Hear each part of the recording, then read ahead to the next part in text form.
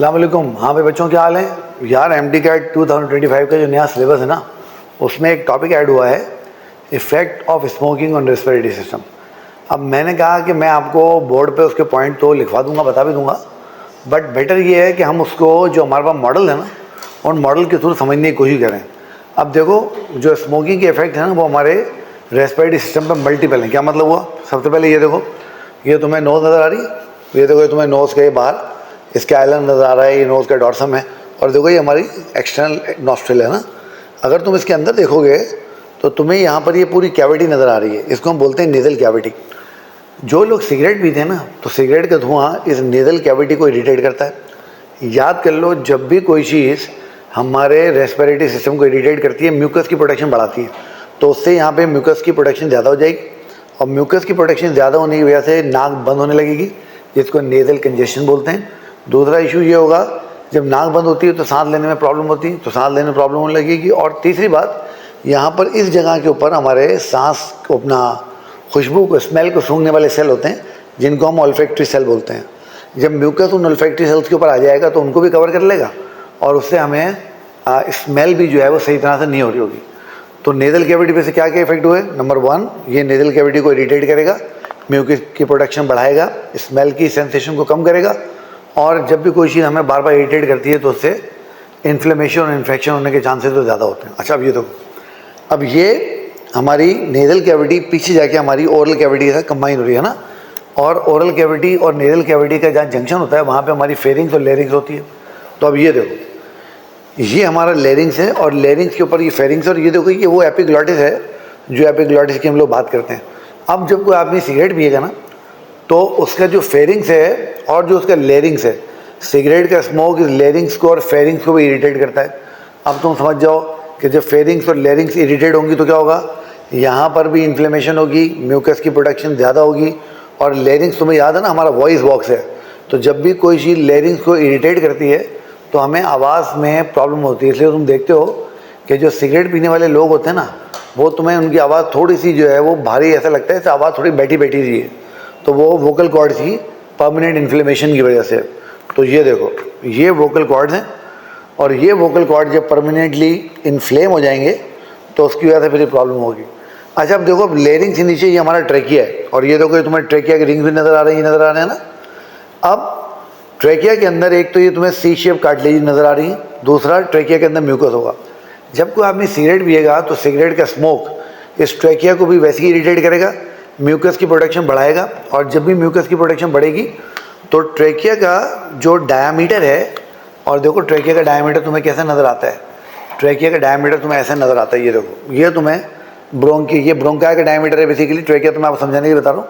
तो ये अंदर अब देख रहे हो, ये कितना बड़ा इसका एयर का पैसेज वे है, ये एयर का पैसेज वे नैरो हो जाएगा, तो ट्रेकिया जब इरिटेट होगी तो ये काम होगा। दूसरा, ये ट्रेकिया के अंदर क्या मसला करेगा, क्या गड़बड़ करेगा? दूसरा, ये ट्रेकिया में गड़बड़ ये करेगा कि ट्रेकिया में होती है सिलिएटेड एपिथेलियम, ये उस सिलिएटेड एपिथेलियम को ना पैरालाइज कर देता है। नतीजा क्या होता है कि वो जो म्यूकस होता है वो वहीं ट्रेकिया में बिल्डअप होना शुरू हो जाता है, और जब वो ट्रेकिया में बिल्डअप होता है तो फिर वो हमें तरह तरह के प्रॉब्लम पैदा करता है, हमें जो है वो इरिटेशन करवाता है, खांसी करवाता है। सबसे ख़तरनाक बात कि वो सीलिया जब रुक जाएंगे एक जगह पर, म्यूकस को माउथ की तरफ मूव नहीं करेंगे, तो वो डस्ट और बैक्टीरिया जो इसके अंदर ट्रैप हुए हैं वो ट्रेकिया के ब्रोंकाई के सेल्स में चले जाएंगे, और वहाँ पे वो लंग कैंसर कॉज करवा सकते हैं। तो ये सबसे ख़तरनाक इफेक्ट है। उसके बाद स्मोकिंग का ब्रोंकाई पे भी बड़ा ख़तरनाक इफेक्ट है। ये तुम देख रहे हो, ये हमारा टर्मिनल ब्रोंकियोल है, ये हमारा पूरा एयर सैक आपको नज़र आ रहा है, और ये आपको एल्विलाई नज़र आ रहे हैं ना। तो ये जो ब्रोंकियोल है, आपको पता है ना, स्मूथ मसल के बने हुए। जब भी कोई चीज़ ब्रोंकियोल्स को इरिटेट करती है तो स्मूथ मसल कॉन्ट्रैक्ट हो जाता है। जैसे ही स्मूथ मसल कॉन्ट्रैक्ट होता है, हम कहते हैं यार ये ब्रोंकोस्पाज्म हो गया, और यही ब्रोंकोस्पाज्म हमें दमे जैसी कैफियत करवाता है, जिसको हम लोग कहते हैं chronic obstructive pulmonary disease, COPD, यानी एयर पैसेज वेज नैरो हो जाएंगे, जिसकी वजह से खांसी उठेगी बार बार, ब्रोंकाइटिस होगा, इन्फेक्शन होंगे बार बार, और सांस लेने में तकलीफ होगी। अच्छा, उसके बाद सबसे लास्ट पार्ट जो है हमारे रेस्पिरेटरी सिस्टम का, वो हमारे एल्विलाई हैं। एल्विलाई सिंगल सेल थिक होते हैं, उनकी वॉल बड़ी इलास्टिक होती है। सिगरेट के स्मोक में ऐसे केमिकल्स होते हैं जो इन तमाम एल्विलाई की जो इलास्टिसिटी है उसको मुतासिर करते हैं, उसको कम करते हैं, और जब एल्विलाई की इलास्टिसिटी कम होगी तो क्या होगा, जब आप थोड़ा ज़ोर से सांस लेने की कोशिश करेंगे तो चूंकि ये इलास्टिक नहीं है तो ये डैमेज हो जाएंगे, रप्चर हो जाएंगे, फट जाएंगे, और जब ये फट जाएंगे तो डिजीज़ हो जाएगी जिसको हम कहते हैं एम्फाइसीमा। तो अब देखो समझ में क्या आ रहा है, समझ में ये आ रहा है कि सिगरेट स्मोकिंग एक बहुत ही ख़राब चीज़ है, इसलिए सिगरेट नहीं पीना चाहिए। अब ये जितनी भी चीज़ें मैंने आपको दिखाई हैं, बताई हैं, समझाई हैं, अब ये देखिए ना, ये लंग्स में आपको ये नज़र आ रहे हैं, ट्रेकिया के आपको रिंग में नज़र आ रहे हैं, ये पूरा आपका रेस्पिरेटरी ट्रैक है। इस पूरे रेस्पिरेटरी ट्रैक को ये स्मोक इरिटेट करता है और फिर हमें कफ करवाता है, हमें ब्रोंकाइटिस करवाता है, हमें निमोनिया करवाता है, हमें chronic obstructive pulmonary disease COPD करवाता है, इस तरह की चीज़ें करवाता है।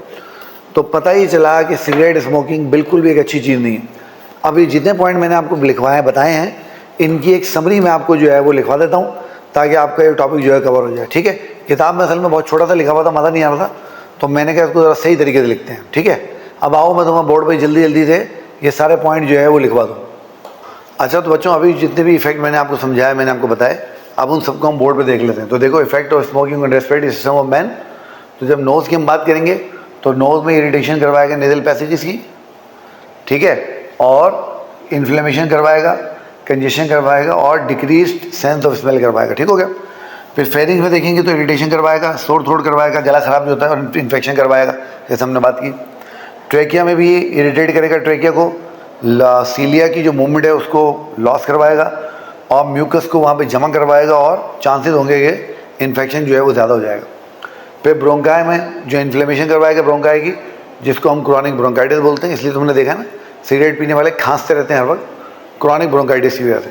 फिर ब्रोंक्यूल्स की, जैसे भी मैंने तुम्हें मॉडल में दिखाया कि ब्रोंको कंस्ट्रिक्शन करवाएगा, उनको सुगेड़ देगा, एयर फ्लो ऑब्स्ट्रक्शन होगी, जब पैसेज नैरो होगा तो एयर फ्लो को, एयर को फ्लो करने में प्रॉब्लम होगी, और डिस्निया बोलते हैं ब्रेथलेसनेस को, सांस ना आना, ब्रेथलेसनेस, सांस ना आना, इसको हम बोलते हैं डिस्निया। तो डिस्निया करवाएगा, लाजमी बात है, जब एयर पैसेज वे नैरो हो गए तो जैसे अस्थमा होता है ना, दमा, उस तरह की कैफियत हमें फील होगी। फिर लंग्स में क्या करेगा, एल्वियुलर इलास्टिसिटी को ख़त्म करेगा, मैंने अभी आपको दिखाया था मॉडल पे, और एम्फाइसीमा कॉज करवाएगा ना, तो ये इसका नुकसान है। फिर जब हम देखते हैं ओवरऑल, तो COPD के chronic obstructive pulmonary disease, chronic मतलब जो महीनों सालों में कोई बीमारी पैदा हो, ऑब्स्ट्रक्टिव मतलब ऑब्स्ट्रक्शन होना, रुकावट होना, पल्मोनरी डिजीज़ यानी रेस्पिरेटरी पैसेज वेज हैं उनमें रुकावट हो जाएगी, जिसकी वजह से सांस लेने में तकलीफ होगी, बार बार ब्रोंकाइटिस होगा, बार बार इन्फेक्शन होंगे, बार बार कफिंग होगी, ये सारी चीज़ें जमा होकर COPD बन जाती हैं। फिर इंक्रीज चांसेस ऑफ निमोनिया, जब सीलिया पैरालाइज हो गए, म्यूकस मूव नहीं कर रहा, तो वो माइक्रो ऑर्गेनिज्म वहीं पे बैठे हुए, और वो चांसेस बहुत ज़्यादा हैं कि निमोनिया कॉज करवाएंगे। फिर इंक्रीज रिस्क ऑफ कैंसर, आपको ये तो आपको पता ही है कि स्मोकिंग जो है दुनिया का लीडिंग कॉज है लंग कैंसर करवाने वाला, है ना। और वो again credit goes to paralysis of cilia, कि जब वो इस सिगरेट के अंदर जो सिगरेट के अंदर केमिकल्स होते हैं, जिनको हम कार्सिनोजिन भी बोलते हैं, निकोटिन वगैरह, वो क्या करते हैं, सीलिया को पैरालाइज कर देते हैं। जब सीलिया पैरालाइज हुआ तो सीलिया का काम था म्यूकस को मूव करवाना, आपको याद है ना। तो जब म्यूकस मूव नहीं होगा तो फिर क्या होगा, म्यूकस मूव ना होने की वजह से वो जो बैक्टीरिया हैं वो वहीं ट्रैप हो जाएंगे, फिर वो कीमोटैक्सिस करके, डिफरेंट मूवमेंट करके जो एल्विलाई के और जो ब्रोंकाई के और जो ट्रैकिया है उनके सेल्स हैं उनके अंदर चले जाएंगे, वहाँ म्यूटेशन करवाएंगे, और म्यूटेशन करवा के फिर वो क्या करेंगे बेटा, म्यूटेशन करवा के फिर वो कैंसर कॉज करेंगे, इन्फेक्शन भी कॉज कर सकते हैं, कैंसर भी कॉज कर सकते हैं। तो ये सारी चीज़ें, तो ये बेटा इफेक्ट है स्मोकिंग के रेस्पिरेटरी सिस्टम पे। अब आप जब अपनी किताब देखेंगे ना, किताब में उन्होंने 2-3 लाइनें लिखी हुई हैं जो उस टॉपिक के साथ इंसाफ नहीं करती हैं, तो मैंने कहा थोड़ी सी इसके बारे में बात कर ली जाए। और आप लोगों की जो उम्र है उसमें बच्चों को बड़ी टेम्पटेशन होती है कि सिगरेट पी के देखें क्या चीज़ होती है। बेटा सिगरेट नहीं पीनी है, बुरी चीज़ होती है, ठीक है। चलो बस ये टॉपिक पूरा हुआ, अपना ख्याल हो, अल्लाह हाफिज़।